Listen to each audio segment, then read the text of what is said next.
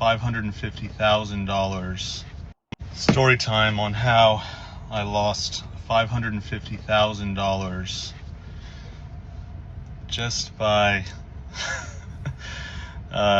investing in two companies that I thought were safe. So I've been invested in crypto since 2017. I stayed involved. I still invested in crypto. Wasn't that big into it. But then when COVID hit, I remember seeing it go from 14K the summer before COVID down to around $3,000. And I knew that this wasn't right. I knew it would perform well, and I knew that this was something that would bounce back. So I took advantage of that, and I went all in. And I do want to say this, if you're interested in investing in anything, people shit on crypto, that's fine. You don't have to. If you don't understand it, don't do it. At least he bought on the dip. So if you bought on the dip, what I'm trying to understand is, because that was relatively cheap if you bought at that time. So I'm trying to understand, how did you end up still losing over $500,000? Over $500,000 you lost it? I would be sick to my stomach. I would be more than sick. I think the word for it is, I would be mortified. If I lost $500,000, I have to hear this, and I have to hear how he ultimately was able to resolve how I'm sure he felt about that. Because listen, man, that's big. Time is money. And the inverse is true. Money is time. So $500,000, I'm curious, how much time did you invest after taxes to be able to store up that much of a nest egg and invest it? I'm sure investing did some of the heavy lifting to grow that number as well. But yeah, let's get back into it. I'm very curious about his story and really how he's dealing with it moving forward and how he took it. Before we get back into it, though, if you all could like the video, I greatly appreciate it. It only takes a second, and it's literally only a click. Literally only a click. So if you're here anyway, you might as well just go ahead and click that like button. And then also, if you could hype as well. I knew that this wasn't right. I knew it would perform well, and I knew that this was something that would bounce back. So Okay. I took advantage of that, and I went all in. And I do want to say this, if you're interested in investing in anything, people shit on crypto, that's fine. You don't have to. If you don't understand it, don't do it. But you should, if you do. This is not financial advice, but there's something called a ledger, like a hard wallet, where you hold it on your own, and it's on that wallet. No one can touch it. But anyways, I was having more money than I had experienced. So I was like, okay, I need to not have this all in one place. Okay. So I had my personal wallet.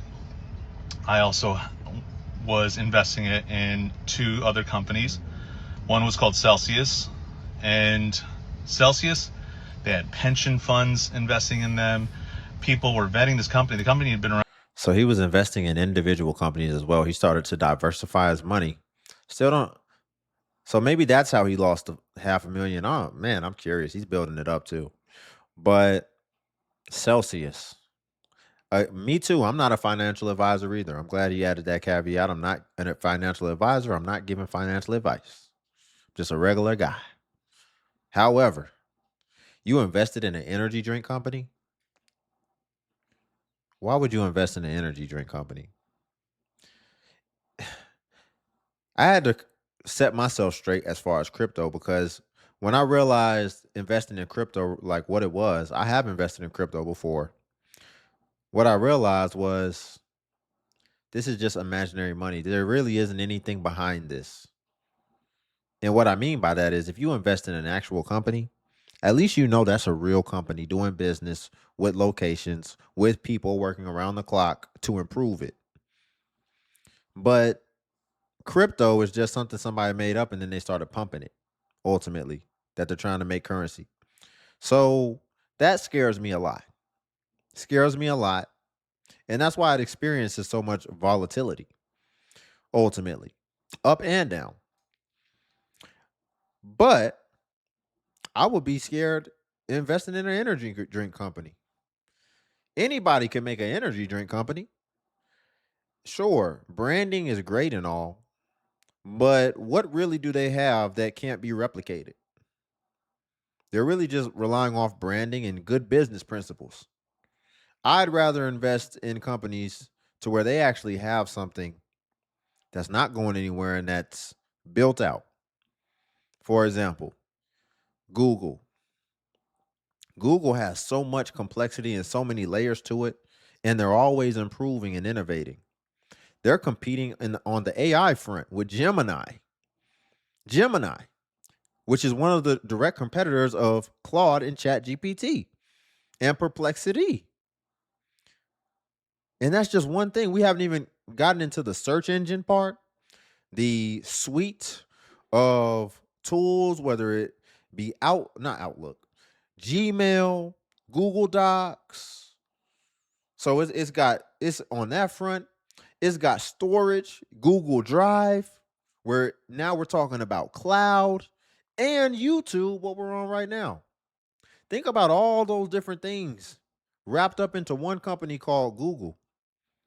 That's the type of stuff I want to see when I'm investing a large sum of money into a company, not just an energy drink with ingredients that anybody could use. I'm sorry. I'm not going to invest just in branding. That's just me. Because when you really just think about an energy company, all it really is just branding at the end of the day. Unless you've got a track record of branding like Nike or something, to where you're symbolic in the culture with your branding, why in the hell would I invest just off a brand? All these energy drinks taste the same, do the same, and a new one pops up every day. That is not something I would invest in. I don't know why he invested in that. Again, y'all, if you could like the video, greatly appreciate it. Just a click. I also was investing it in two other companies. One was called Celsius, and Celsius, they had pension funds investing in them. People were vetting this company. The company had been around since 2017, and the CEO even said, your crypto, it's your money. Unbank yourself. Don't trust banks. He was doing Ask Me Anything's AMAs, pretty much just saying that if something were to happen, it's still your crypto, regardless of what were to happen. So I had a large portion of my crypto in that company, and then I had another one in a Canadian publicly traded company called Voyager. So I had most of it in these two companies, and then one day there was another company called Three Arrows Capital, and this company got lent money from Voyager. Voyager lent Three Arrows Capital $600 million. It was an uncollateralized loan, meaning they just gave them the money without anything to back it. Mm-hmm. And Three Arrows Capital defaulted on this loan, and that kind of trickled down That bankrupted and was exposing all of this fraud that was happening in the crypto world, which is very interesting to me, because back in 2008, Bitcoin was made during the financial collapse, saying that we needed a new form of money that wasn't corrupt, and that's essentially why Bitcoin was made. This was like a very similar collapse of just a lot of fraud, but in the crypto space. Long story short, Celsius and Voyager both collapsed, froze the accounts completely, and just like that, my crypto completely frozen. At that time, it was about $550,000. And interestingly enough, I remember I watched a video of this guy that So that's how it collapsed. And he's about to go into how he watched a video of someone else that lost 500 grand. Man, see, you can go so deep in trying to be on the cutting edge and trying to be first at something. Everybody's got these just trying to get rich quick. And by get rich quick, he was trying to be early on something that nobody else had heard about. Listen, that might have worked with Bitcoin back in the day and all this, but there's a lot of crypto millionaires out there. I bet you they still blew through their money because At the heart of that is really just a gambling mindset. A gambling mindset. Listen, you don't want it fast. You try to go the fast route, you try to live fast, and you try to ultimately get outcomes fast. And the only thing you end up doing is losing everything you done earned faster than you can turn around. And so it sounds like that's what happened with him. Because instead of just doing the work, you already have an incredible nest egg that if you just leave it alone and put it somewhere where it'll get conservative and modest returns, it's still going to be substantial. He's looking to try to make it turn into, he's trying to, you got $500,000 and you need this $500,000 to be $10 million next year. And now look what happens. Now you've got nothing to be able to stand on, no foundation, and no balance ultimately to be able to grow. So this is a hard lesson to learn, but this is why you want to learn these type of high risk lessons early on before you really have anything. But he learned it when he got to the tippy top. And that is humbling. So I want to hear how he handled that. My crypto completely frozen. At that time, it was about $550,000. And interestingly enough, I remember I watched a video of this guy that lost 500 grand. And I remember thinking, man, I wonder how I would react if that would happen. And funny enough, it did happen. And it did not break me.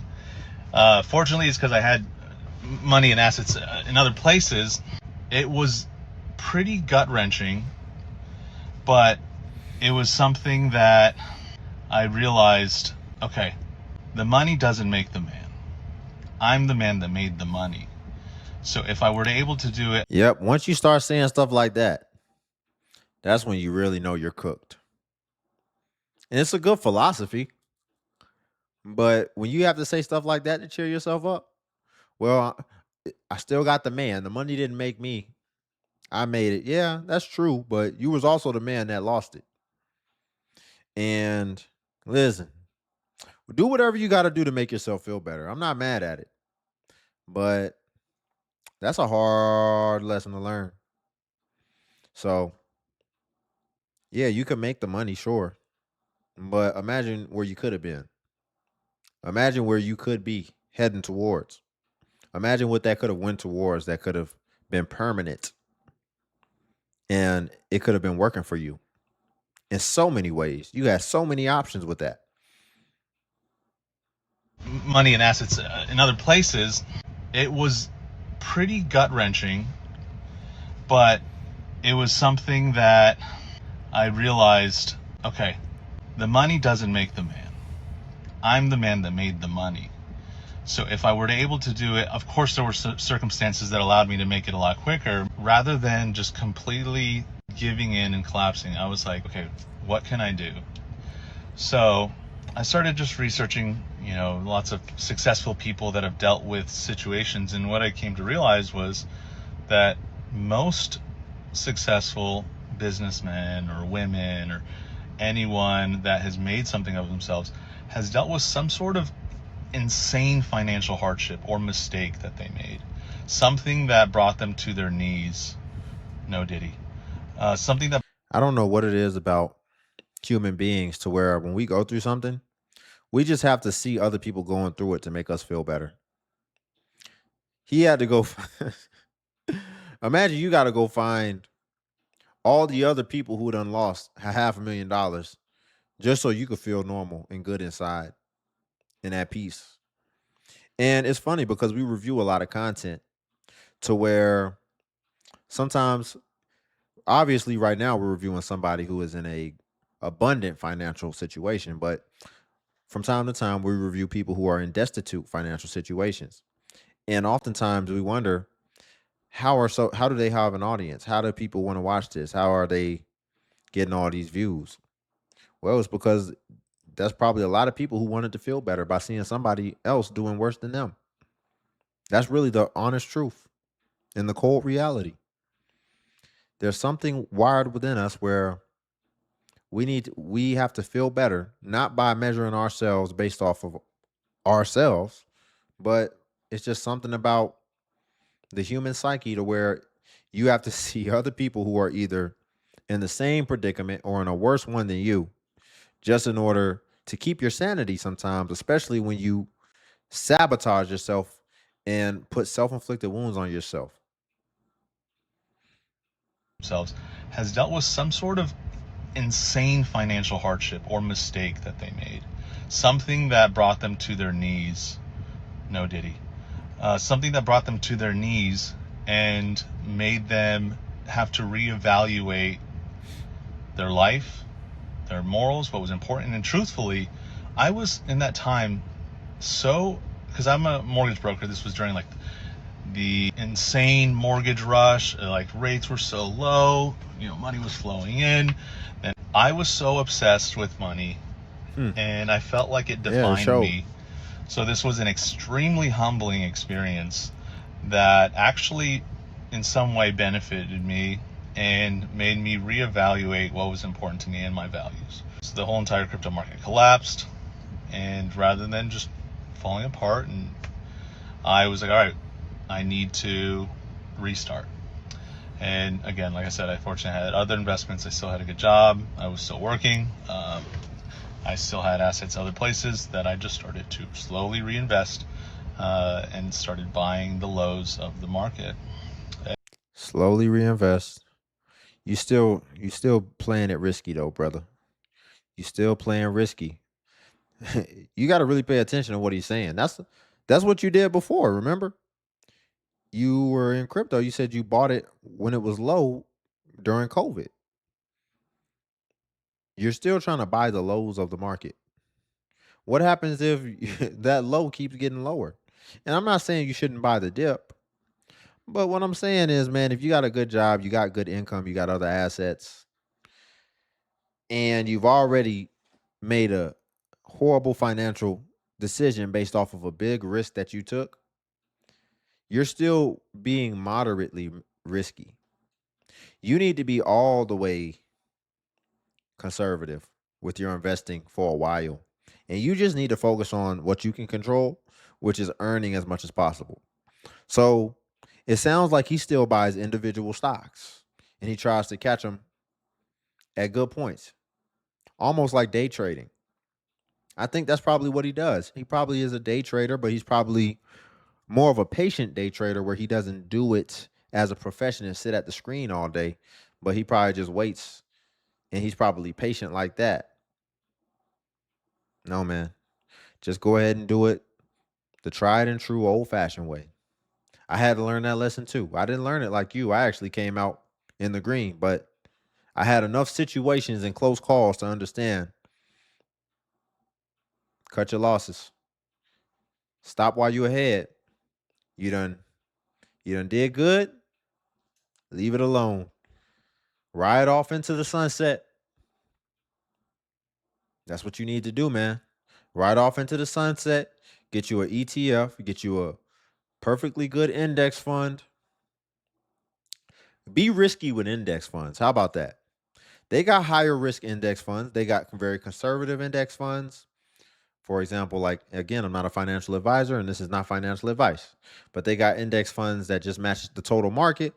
And then they got index funds where they get a little bit more risky, maybe more technology focused index funds, whatever. But I would recommend, I don't recommend, I'm not a financial advisor, but I would just go ahead and just give me an index fund and just keep building. If I already got assets, that sounds like that's your last leg right there, your other assets. I would probably assume the 550. I'm guessing that was his liquid. He probably's got real estate or whatever. So let's just say you lost half of your net worth. You still got another half of net worth in assets, whatever that may look like. Don't squander that and just continue to build up. You look young. You look like you'll be just fine. Probably even have a trust fund right around the corner. Who knows? But go ahead and just stop while you're ahead. And started buying the lows of the market. And you know, there's a lesson here too. If you're invested in that space, is they say not your keys, not your crypto, which means if you're holding your assets in somewhere Definitely other than a stop with hard wallet. crypto. And I've always known this, but I just got very arrogant. I got very cocky. I thought nothing would happen. And it was a really valuable lesson. And the other thing, fortunately, is that those two companies went through a whole bankruptcy proceeding, I knew they and went I bankrupt. was able to get portions of it back. So that on top of reinvesting things. If you're gonna tell us the amount you lost, just tell us why you're not gonna tell us what the portions you got back. What percentage did you get back? I'm guessing by you not telling us, it really wasn't anything significant. Things kind of worked out because, like I said, it truthfully benefited me to go through that humbling experience and not see myself as just a person with money. But yeah, that was a crazy time, because also at that time I had gone through a breakup. The mortgage market was going really bad. And then, like I said, just completely felt like I lost. I lived as if I lost that money completely and was never going to see it again. Like I said, fortunately, I did get a portion back, and I reinvested, but I was living as if it was completely gone, and it did not, it did not steer me away from investing. And you can't really see it. It's kind of funny, but I even have my little Bitcoin sticker on my car still. Better take that But shit off. moral of the story: sometimes you need to learn valuable lessons to become a better person. Do your own research, not your keys, not your crypto. Yeah, whatever makes you feel better. Let's watch one more. Let's watch more of. Let's watch one where it's, I guess, more relatable. More relatable. I mean, the average person isn't just losing over $500,000, right? That was just an outrageous story. But let's see a more relatable one from somebody who's not playing with a $500,000 in crypto. Yeah, $40,000. This is not financial All advice, right, so don't take it as financial. so this is a little bit more relatable. She said we lost over 40K in crypto. Crypto gone wrong. Over $40,000 in crypto. Yeah, $40,000. This is not financial advice, so don't take it as financial advice. I'm just educating you on based on a story that I had to go through so you can learn from it. At the beginning, it was so beautiful. My husband was day trading, spending hours of the day doing the trades, buying coins, selling coins, all the things, day trading. That's basically what that is. And we were making a little bit of money until we came across this company that someone recommended to us that was giving returns. You give them your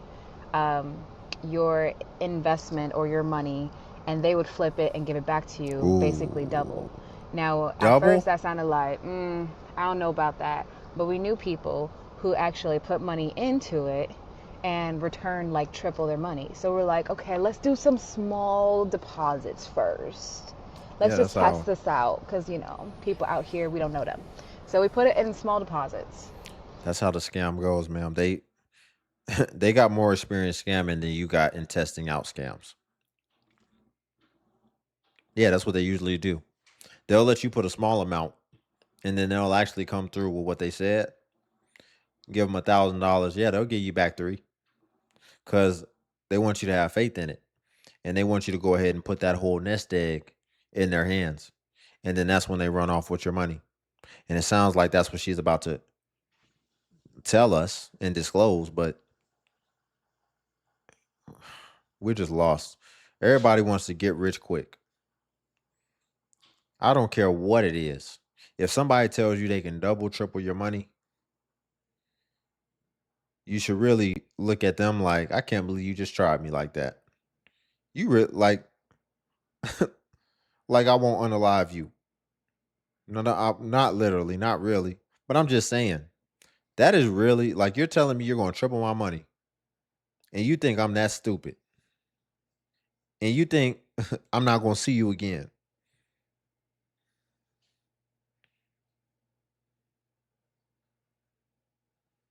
let's just test this out because, people out here, we don't know them.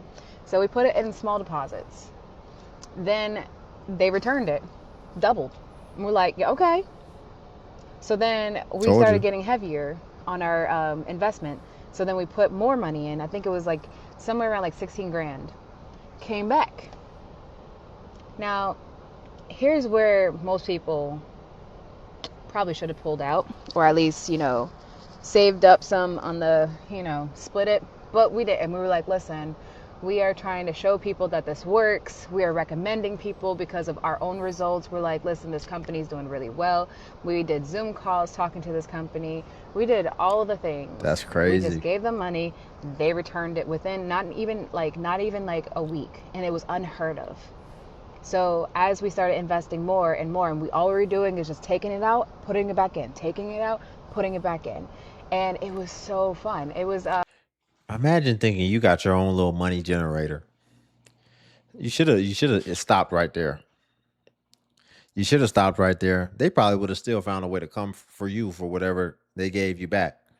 But she done thought she had her own little money generator. So she, in her mind, put 5,000 in. They gave us 10,000. Now let's give them 20,000. They gave us 40,000. Now she thought it was just gonna keep on doubling her money as if it's magic or something. And they don't say y'all don't second guess this. How are we falling for things like this in 2025, 2026? doing is just taking it out, putting it back in, taking it out, putting it back in. And it was so fun. It was the first taste of abundance. It was the first time we were able to go to a restaurant, pay for everybody's meals. It was the first time we were able to um, go to different events and be able to give like $500. It was like we were limitless, truly. We were able Limitless. to eat out when we wanted to. We were able to travel when we wanted to. It was so freaking beautiful. So, what happened? What happened was there was some fluctuation in the crypto world. Things started going up and down, up and down. Then it started going down. And so when it started going down, everyone started panicking and we're like, you know what, maybe we should probably take our money out. But mind you, when it went low, here's what you normally do. When it goes low, you use it as a discount and you buy more.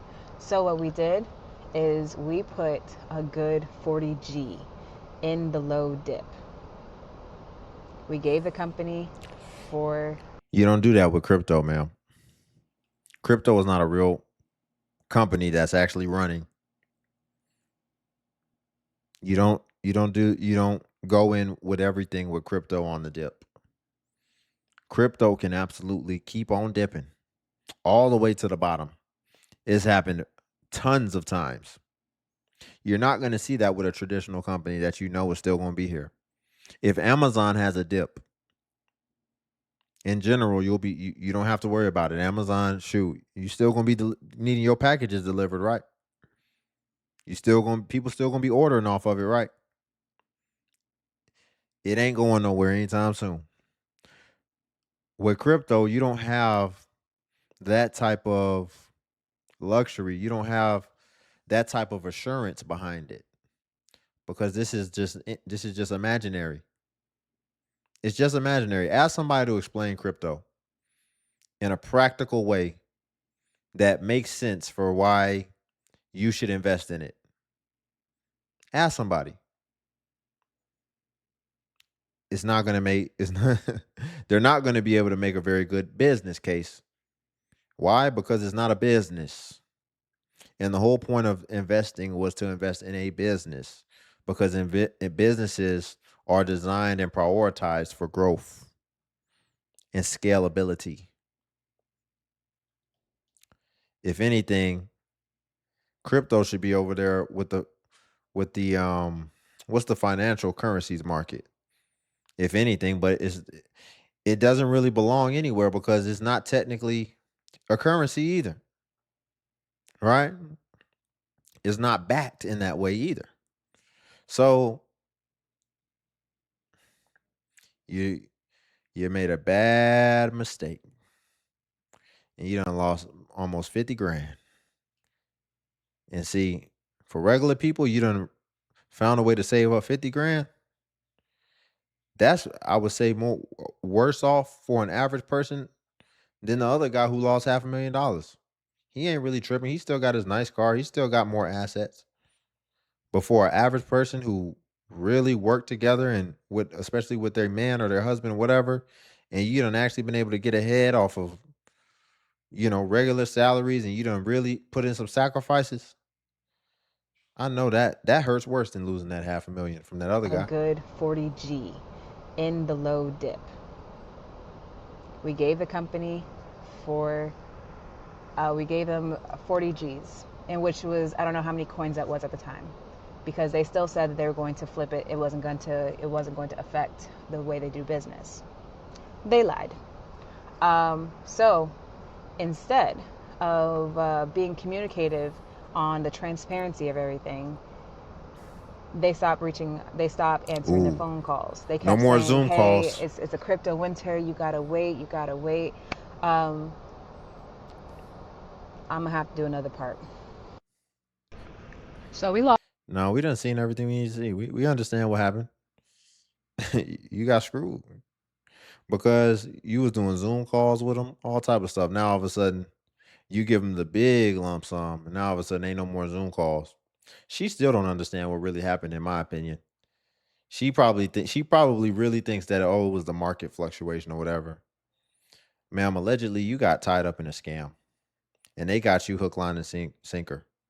Imagine when you have a real plan of how you're gonna scam and finesse somebody, and it's very intricate and it has multiple steps. Step one, we're gonna have them invest a little bit, give it back, a little bit, give it back. Then we're gonna space it out like this. Imagine when a plan goes according to plan perfectly on somebody. You were that person to where they said, wow, it worked. You were proof of concept. And they realized they could scale their little scheme. Man, you got scammed. This didn't have nothing to do with no fluctuations, no nothing. This was malicious, and this was intentional from the beginning and from the onset. And so what the takeaway from today's video is, there is no get rich quick, especially not in America. There cases, I guess, but even then you're still worse off than before, because I would argue the first guy we reviewed, I'm sure he's probably capitalized off that philosophy a few times in order to get to where he was. But you keep doing it enough times, and eventually you take that grand fall from the mountaintop, and you end up losing everything. So all the wins that done built up to get you to this amount, it still doesn't matter, because one bad decision and you lose it all. You lose it all. And you end up right back at square one. And then what you find out is that you actually need to build up brick by brick now. And there is no more trying to accelerate your way and, ultimately get rich quick. So that's the takeaway. There's no get rich quick. Be appreciative and value anything that you've earned with your blood, sweat, and toil. And do not be quick to try to get rich quick. Y'all, we'll leave it there for today. If you could like the video, I greatly appreciate it. Only takes a second, and it actually helps out more than you know. And also, if you could hype the video. Hype is a new feature that YouTube offers where it helps smaller content creators like myself. And basically, when you hype, it actually pushes us to the extent that it pushes the larger content creators. So you just press the hype button and it shows the points. And since I'm a smaller creator, a smaller channel, we actually get more points per hype. And hype was designed for smaller channels, so that's why. But if you come across a video and you don't see the hype button, then it's probably been over 7 days, and hype usually vanishes after 7 days. So for that reason, it's usually best practice, if you want to hype, to just go ahead and hype while the iron is hot on a newer video, if that's what you want to do. Also, if you want to become a member of the channel, join buttons on the video. And what becoming a member of the DXU family will come with is you would get badges next to your comments, where people will see that you are a member whenever you leave a comment. And you will also get early access to content and exclusive content that's not available for everyone else on YouTube. So again, if you want to become a member, join buttons on the video. And until then, I'll see you in the next video.